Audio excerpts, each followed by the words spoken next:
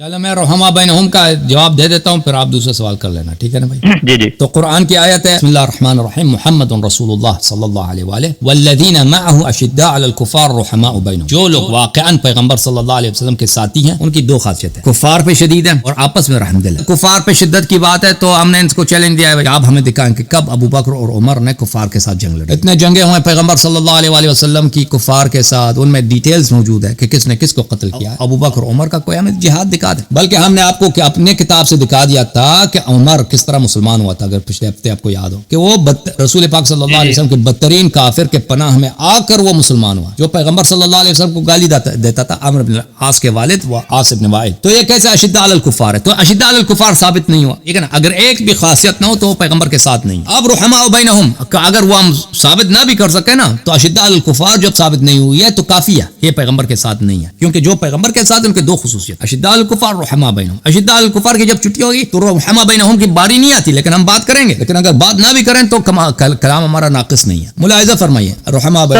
بینہم. میں مولا علی علیہ السلام کے بارے میں پوچھ رہا ہوں کہ وہ آپس میں رحم دل ہونے چاہیے. سر آپ اس بات کا جواب دیں، چلو ان کو سائیڈ پہ کر دیں. وہ اشداء علی الکفار وہ تو نبی کے ساتھ ہی نہ رہے.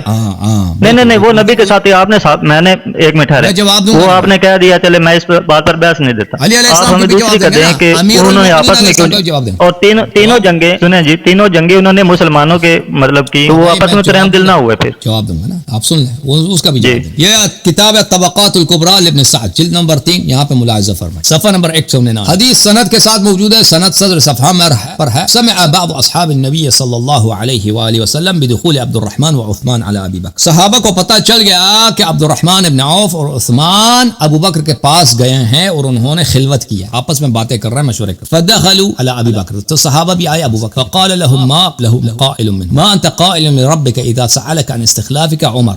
ابو بکر تم عمر کو خلیفہ بنانا چاہتے ہو، تم اللہ کا کیا جواب دو گے کہ عمر کو خلیفہ بناؤ گے؟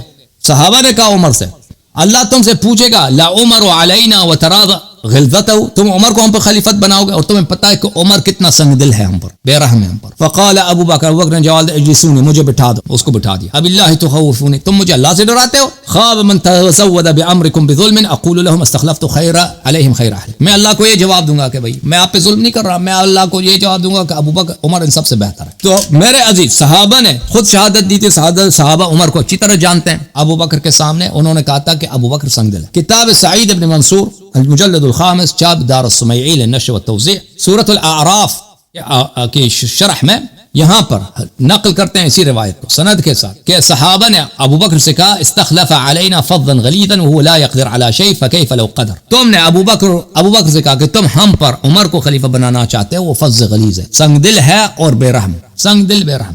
تو پتہ یہ چلا صحابہ کے نزدیک عمر سنگ دل بے رحم ہے، اور ابو بکر اس کو خلیفہ بنا کر گئے تو وہ بھی سنگ دل بے رحم ہے، ٹھیک ہے نا؟ سنگ دل بے رحم.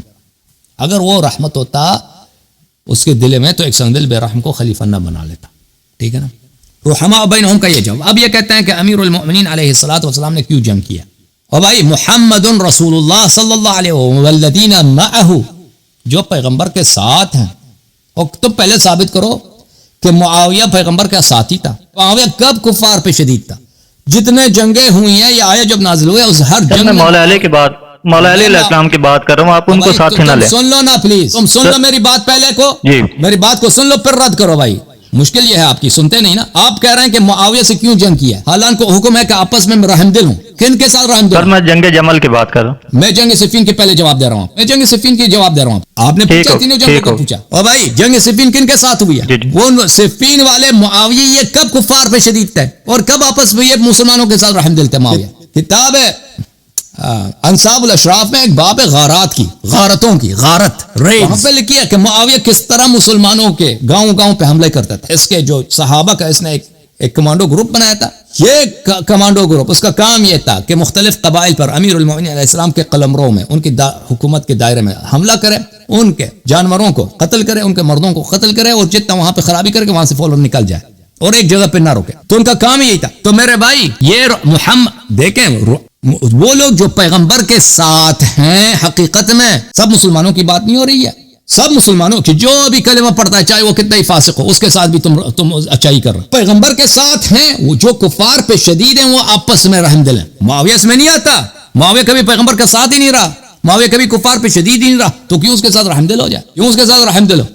کیوں ایک ایسا شخص جب پیغمبر صلی اللہ علیہ وسلم آپ کے اپنے کتب میں اس کو لعنت کیا پیغمبر نے. آپ میرا تقریر پڑھ لیجئے، کچھ عرصے پہلے میں نے تقریر کیا تھا کہ محرم میں کہ آپ کے صحیح کتب سے احادیث کے ساتھ کہ معاویہ کو کیسے رسول پاک صلی اللہ علیہ وسلم نے لعنت کیا. تو یہ یہاں پر